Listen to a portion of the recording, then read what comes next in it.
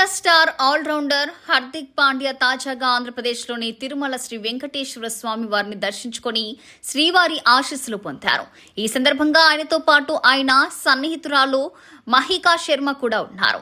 స్వామివారి దర్శనం అనంతరం ఆలయ అర్చకులు వేద ఆశీర్వచనం అందించి తీర్థ ప్రసాదాలు అందజేశారు. అయితే ఈ దర్శనంలో హార్దిక్ పాండ్యా కొత్త లుక్ అందరినీ దృష్టిని ఆకర్షించింది.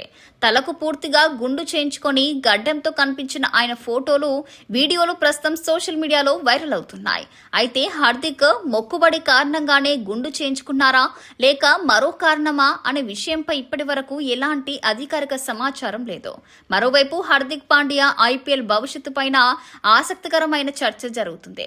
ముంబై ఇండియన్స్ కు కెప్టెన్ గా బాధ్యతలు చేపట్టిన తర్వాత జట్టు ఆశించిన స్థాయిలో రాణించకపోవడంతో ఆయన వచ్చే సీజన్ కు ముందు జట్టు మారే అవకాశం ఉందన్న ప్రచారం జోరుగా సాగుతుంది.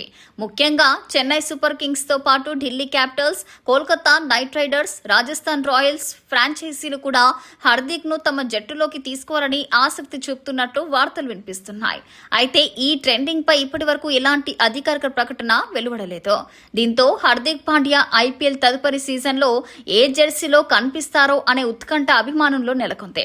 అధికారిక ప్రకటన వచ్చే వరకు ఈ వార్తలను కేవలం ప్రచారంగానే చూడాల్సి ఉంటుంది.